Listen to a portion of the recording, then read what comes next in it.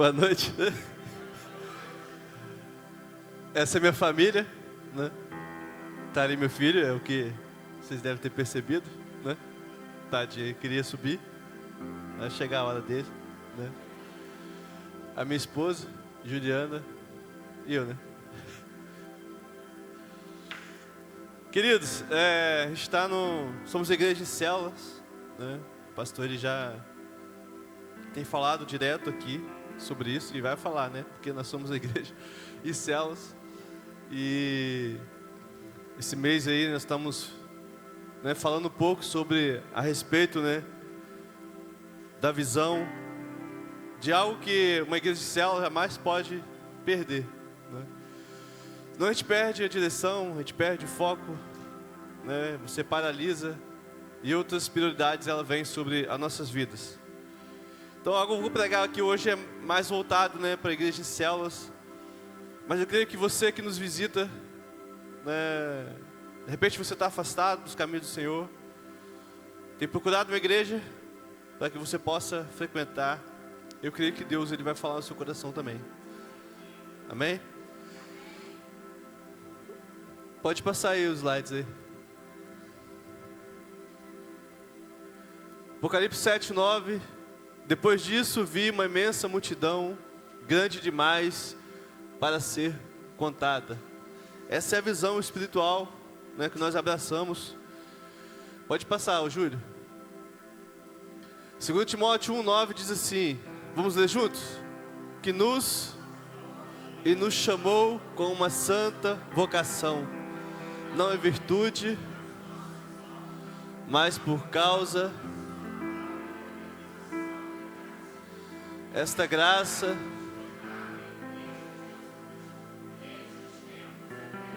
amém? Quem foi salvo aí por Jesus? 90%. Os outros 10 vai ser hoje, amém? Continua. Assim fixamos os olhos não naquilo que se vê. De novo. Assim fixamos os olhos não naquilo que se vê, mas no que não se vê. Pois o que se vê é transitório, mas é eterno. Ajustando a visão. Eu gostaria de estar lendo, né, o texto de João capítulo 4, um texto muito conhecido mesmo da igreja, da conversa de Jesus ali com aquela mulher samaritana. Mas eu vou focar no momento ali onde Jesus ele nos dá uma lição, falando com os discípulos, conversando com os discípulos ali. Eu gostaria que a igreja novamente lesse comigo o verso 35 de João 4, que diz assim, ó: não dizeis vós que ainda há 4 meses até que venha a ceifa? Levantai os vossos olhos e vede.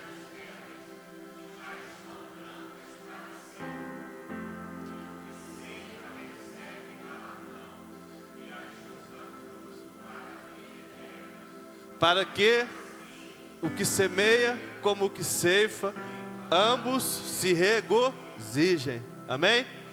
Continuando, só um pouquinho.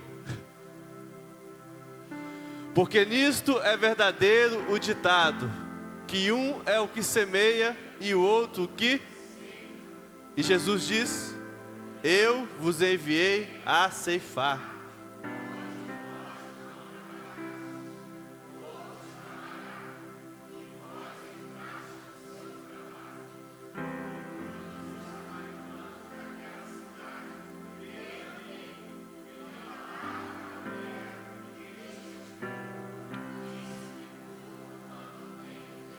Amém? E muitos dos samaritanos creram nele, né? Esse é um texto, né, conhecido demais da igreja. E a gente sabe que Jesus ele tinha saído de um conflito sobre o batismo, né? Os fariseus questionando ele, porque ele fazia e batizava mais discípulos do que João estava fazendo isso. Mas o próprio João, que escreveu o Evangelho, ele relata e fala que embora não fosse Jesus que batizava ali, mas os discípulos dele. Então Jesus ele sai desse conflito e o verso 3 e 4 diz que ele deixa a Judéia e foi outra vez para a Galiléia, mas era-lhe necessário passar por Samaria. E é bom a gente entender, né, a respeito um pouco de quem eram os samaritanos. Os samaritanos, de repente, você pode entender que era um povo, que era uma raça, que era a mulher samaritana que veio ali, realmente, né, é tudo isso. Esse povo ele surge, né, eles são descendentes diretos das 12 tribos. E quando a gente estuda um pouquinho, a gente vê que o reino ele foi... Saul ele reinou sobre todo Israel, Davi também. E quando chega Salomão, o reino é dividido. E aí você tem 10 tribos que seguem Jeroboão e formam o que conhecemos hoje como Israel, o reino do norte, capital é Samaria. E o reino, e duas tribos foram para o reino do sul, Judá. A verdade é que essas duas tribos, na verdade, esses dois reinos, eles são levados cativos. E quando eles retornam, nós vemos ali, já que existe um povo que ele foi, vamos dizer assim, contaminado. E os próprios judeus eles já estavam rejeitando os samaritanos, porque eles tinham adotado uma prática pagã. E realmente era um povo que era, na época de Jesus ali, havia essa separação entre os judeus e os samaritanos. Eles não se tocavam, eles não se falavam e tudo mais. Só que, irmãos, a grande verdade é que, já foi dito aqui nessa noite, Jesus ele não está nem aí se existe um povo que foi rejeitado, se existe um povo que está à margem da sociedade, se existe um povo que está brigando entre si. Jesus ele veio com um propósito que foi o quê? De salvar almas. Então Jesus ele queria salvar almas, salvar vidas. Ele tinha uma agenda traçada do céu, como quem diz muito isso é o Hernandes, pastor Hernandes, que a agenda de Jesus ela foi traçada no céu. Então Jesus ele vinha, ele sabia o tempo certo dele fazer as coisas. E nesse momento, durante esse diálogo, né, de Jesus com a mulher ali samaritana, os discípulos eles tinham ido comprar comida. Eles não estavam ali enquanto aquela mulher tinha dúvidas a respeito do que Jesus falava com ela. Que água da vida é essa? Como assim o Senhor é maior do que o nosso pai Jacó? Os discípulos eles não estavam ali. Mas a verdade é que Jesus ele tem esse diálogo com essa mulher e chega um momento que Jesus ele fala para essa mulher tudo o que ela estava vivendo. E essa mulher ela para e entende: eu encontrei o Messias. Eu encontrei o Messias porque ele me disse tudo aquilo que eu estou vivendo, tudo aquilo que eu já fiz. E os discípulos eles voltam, né? Eles chegam de comprar comida. Eles param, vê Jesus conversando com aquela mulher. O texto diz que embora eles, né, não questionaram, não falaram nada, eles só observaram, né? Acredito que eles estranharam porque era uma samaritana. Mas em algum momento, no verso 34, ou melhor, um pouquinho antes, os discípulos rogam para Jesus e dizem assim: Rabi, come. Estavam preocupados com o mestre. Mas ele diz: Rabi, come. E Jesus dá a resposta no verso 34: a minha comida é fazer a vontade daquele que me enviou e concluir a sua obra. A princípio a gente para e lê esse texto e vê assim: ele podia ter parado para poder comer. Mas Jesus, irmãos, ele tinha uma prioridade ali. Porque Jesus, irmãos, ele sabia que uma cidade inteira estava vindo ao seu encontro por causa daquela mulher samaritana que ele havia ganhado. Uma cidade inteira, irmãos. Era a prioridade de Jesus naquele momento. Se você continuar lendo os textos, lá em João 6, você vê a multiplicação dos pães e peixes, e ali Jesus para e realmente multiplica. Para uma grande multidão que o seguia. Ele alimenta. E quando eu montava essa mensagem, eu daqui a pouquinho vou ler uma parábola para vocês. E me vem um pouco, né, sobre céus na mente, vem sobre anfitriões e tudo mais. E muitas vezes nós, como anfitriões, eu não estou mandando direto aqui para ninguém, irmãos. Eu só estou falando, aproveitando, né, para aplicar isso nas nossas células, o texto que a gente está lendo aqui. Às vezes a gente está preocupado ali com... Vou usar o Renan está cheio de discípulos agora. Ele tem dito lá nos grupos, fazendo discípulos direto. E ele fala para o John, ó, vou trazer um monte de gente. E muitas vezes a gente fica preocupado com o que a gente vai servir, com o lanche que a gente vai oferecer. Só que Jesus, irmãos, a preocupação de Jesus aqui era o quê? Tem uma multidão aí que ainda não conhece o verdadeiro alimento espiritual. Tem uma multidão aí vindo que ainda não conhece a verdadeira água da vida. O alimento, ele é algo para depois. Existem prioridades. E aí quando essa multidão vem, você está pronto, seus discípulos estão prontos, todos ali estão prontos para poder oferecer a verdadeira água da vida. E a célula enche, explode, o que acontece? Depois ela multiplica. E aí você faz o que? A festa da multiplicação. E aí você foca num lanche bacana. E aí você vai lá para João 6, uma grande multidão, faminta. E aí você realmente pede que Deus multiplique, para você estar alimentando ali. A nossa vida, irmãos, ela precisa ter... A gente precisa ter prioridades no reino de Deus.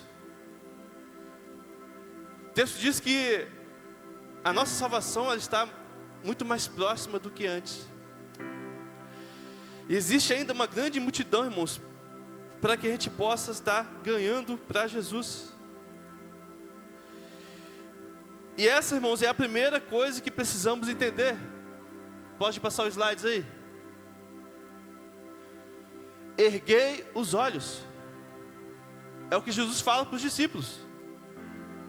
Rabi, come. Aí Jesus fala: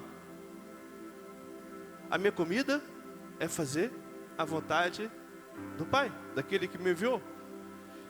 E ele fala: olha, erga os olhos. Erguei os olhos. Levantar os olhos. Olhar para o alto. Nós precisamos entender, irmãos, como igreja, em que momento que nós estamos vivendo. Em que momento que nós estamos vivendo? Como células, como igreja. Qual é a prioridade que nós temos que ter agora? Qual é a prioridade que nós temos que dar nesse momento?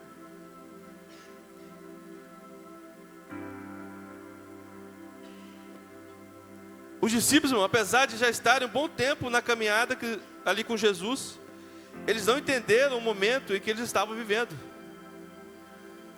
A grande colheita, irmãos, que estava prestes a acontecer. A cidade que estava para ganhar. Se eles estivessem atentos, desde quando Jesus saiu da Judéia, com destino a Galiléia, e falou que ia passar por Samaria, alguma coisa devia ter instalado neles. E Jesus, ele focado. Tem uma mulher que precisa, uma samaritana que eu preciso ganhar, e através dela, uma cidade inteira vai vir ao meu encontro. E eu preciso preparar os discípulos. Eu preciso preparar eles para essa colheita. Não foi vocês que plantaram, não. Jesus fala para eles: vocês só vão colher. Não foram vocês que plantaram. E essa, irmãos, é a caminhada cristã. Uns plantam, outros colhem. mas ambos regozijam.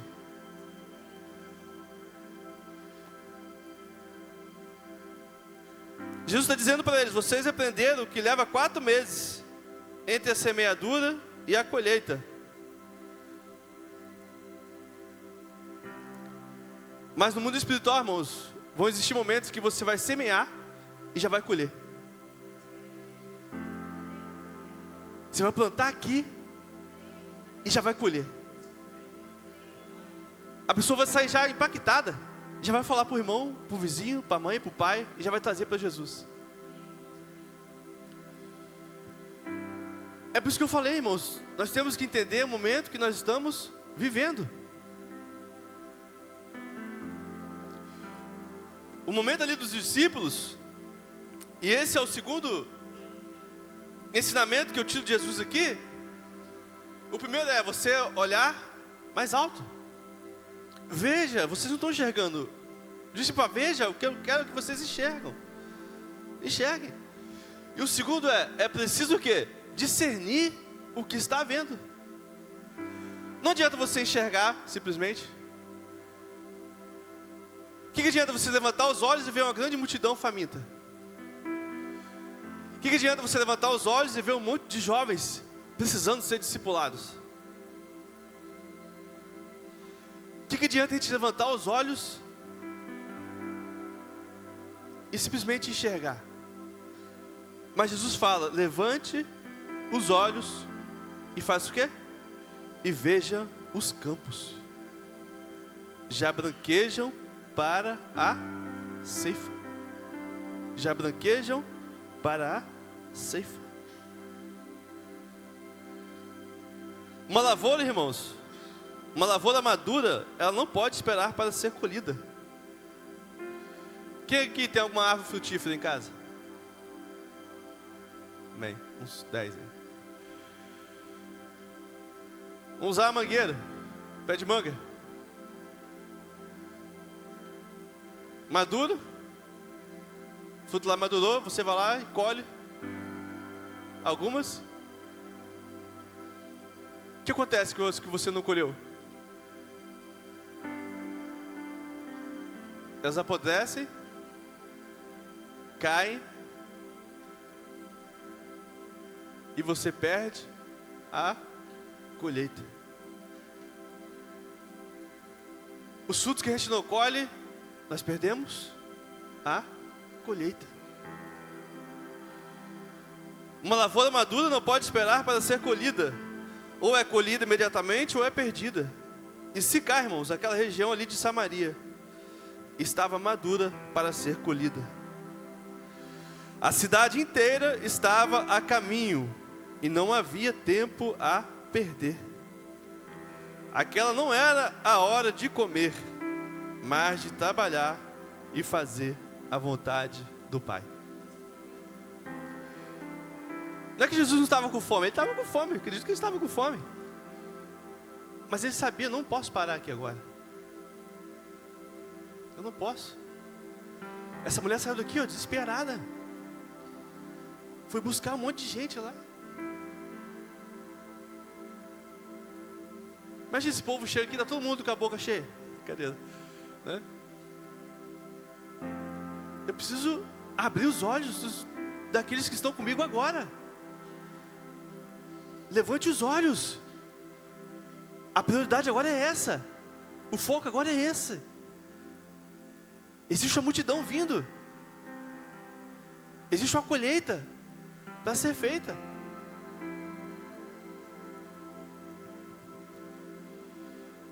E o Hernandes, ele também diz: a evangelização, irmãos, e a gente fala isso direto aqui, inclusive a gente falou hoje, o pastor falou hoje na escola de discípulos, não é um programa, mas um estilo de vida. E ele ainda comenta, irmãos, essa passagem, ele diz assim, ó, abre aspas: quando o presidente americano John Kennedy foi assassinado em Dallas, em novembro de 1963, dentro, grave isso, de 6 horas, a metade do mundo já sabia de sua morte. presidente dos Estados Unidos. Ó, dentro de 6 horas, o mundo inteiro já sabia de sua morte. Eu perguntei no início que quem foi salvo por Jesus? Levanta a mão. Jesus, o Filho de Deus, foi crucificado pela minha vida e pela sua há mais de 2000 anos atrás. E muita gente ainda não ouviu essa maior notícia do mundo. Prioridade.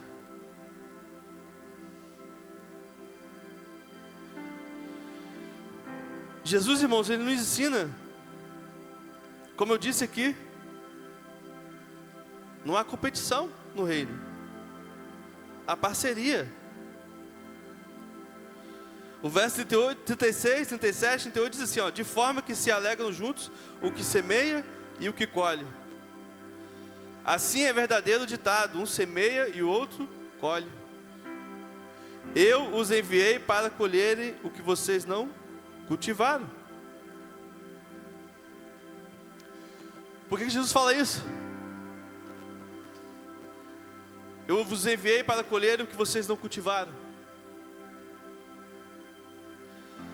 Jesus havia semeado na vida daquela mulher samaritana.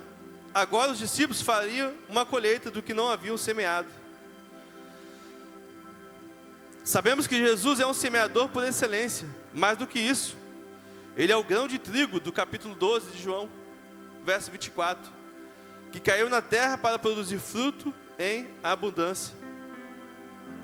Quando Jesus fala, se o grão de trigo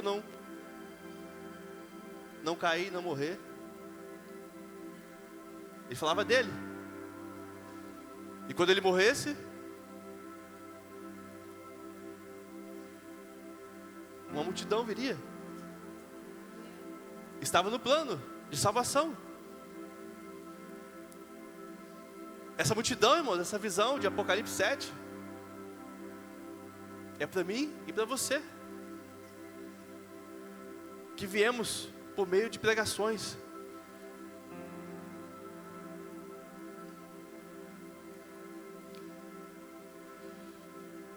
E nem sempre aquele que semeia será o que ceifa. No entanto, ambos têm sua recompensa. Tanto o que semeia quanto o que ceifa.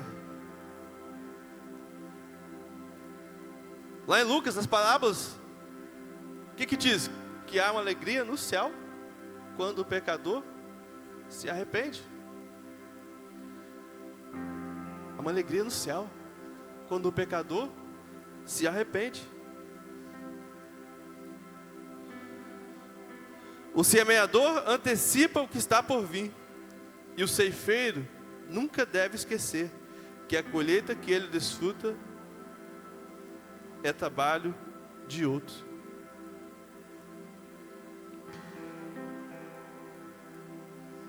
Mas eu creio, irmãos, que eles entenderam a lição. Porque quando você lê Atos 8, no verso 5, do 8, capítulo 8, do verso 5 ao 24, e eu só registrei 2 versos aqui, o texto diz assim, ó, verso 5, indo Felipe para uma cidade de Samaria, ali lhes anunciavam o Cristo. O verso 14, os apóstolos em Jerusalém, ouvindo que Samaria havia aceitado a palavra de Deus, enviaram para lá Pedro e João.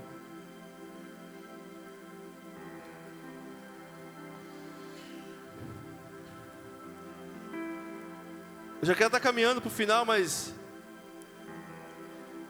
eu registrei uma parábola aqui, irmãos, que eu fiz algumas adaptações nela, e eu gostaria de estar lendo para vocês. Eu gostaria que vocês prestassem bastante atenção nessa parábola. É a parábola do farol. Não sei se vocês já ouviram essa, né, que eu vou falar aqui, mas preste bastante atenção. A parábola diz assim: em uma costa marítima muito perigosa, conhecida por muitos naufrágios, Havia ali um posto de salvamento bem simples. E novamente, irmãos, quando eu leio essa palavra, eu lembro das células. Eu lembro dos anfitriões, eu lembro das casas. E continuando, diz assim, ó, havia ali um posto de salvamento bem simples, nada moderno. Uma cabana com um barco e poucos voluntários que vigiavam o mar turbulento. Eles não se preocupavam consigo mesmos e saíam dia e noite, sem descanso, em busca de pessoas em perigo. Muitas vidas foram salvas por este grupo corajoso, que trabalhava fielmente como uma equipe, dentro e fora da estação salva-vidas. Mas, aos poucos, aquele lugar foi se tornando famoso. Alguns dos que foram salvos, assim como outros, queriam se associar àquela pequena estação. Eles se dispuseram a dedicar tempo, energia e dinheiro para apoiar os seus objetivos. Com isso, novos barcos foram comprados e novas equipes treinadas. A estação, que antes era obscura, simples e aparentemente insignificante, começou a crescer. E começaram a ter novos olhares. Lembra? Reajustando a visão. E começaram a ter novos olhares. Perceberam agora que a cabana era muito desinteressante e mal equipada. Entenderam que era necessário providenciar um lugar mais confortável. As camas estreitas de emergência foram substituídas por móveis adoráveis. Os equipamentos rústicos feitos em casa foram descartados e trocados por sistemas sofisticados. Com o tempo, a cabana foi demolida para dar espaço a todos os equipamentos, móveis e sistemas adicionais. O posto de salvamento se tornou um local de encontro popular. E os objetivos começaram a mudar. O local agora era usado como um clube, um edifício atraente para reuniões públicas. Eles raramente salvavam vidas, alimentavam os famintos, fortaleciam os amedrontados ou acalmavam os perturbados. Com essa mudança, agora poucos membros do clube mostravam interesse em enfrentar o mar em missões de salvamento. Então eles decidiram contratar especialistas em salvamento marítimo para fazer este trabalho. O objetivo original da estação não foi completamente esquecido.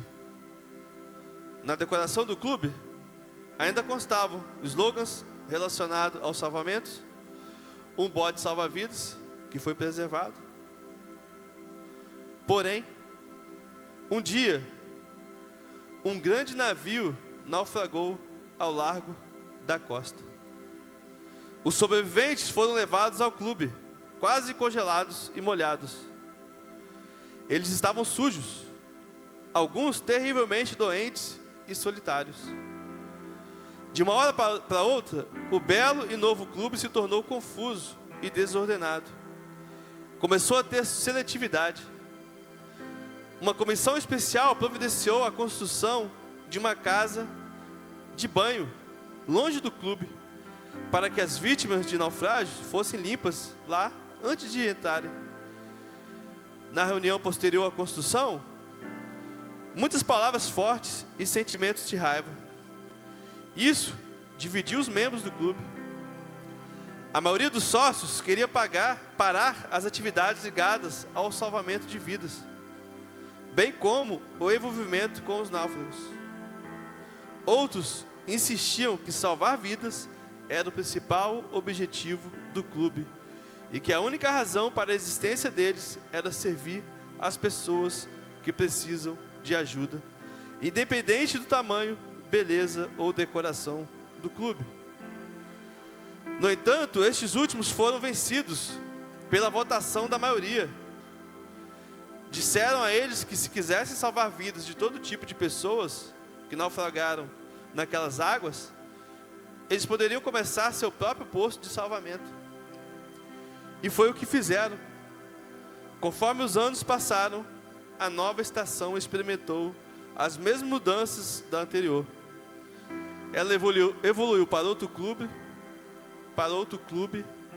até que outro posto de salvamento foi iniciado. E a história se repetiu. Se você visitar aquela costa hoje, encontrará muitos clubes exclusivos e impressionantes.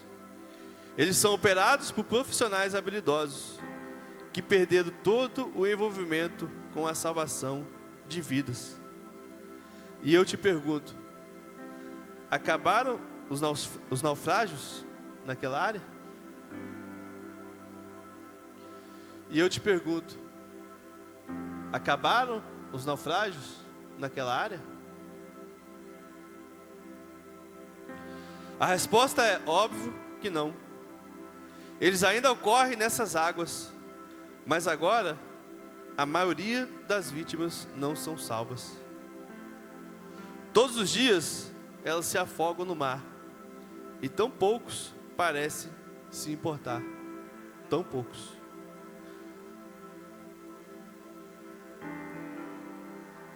Está aí, irmãos?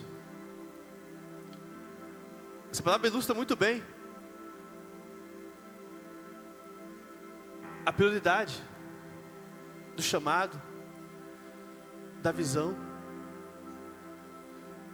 Levante os olhos, igreja.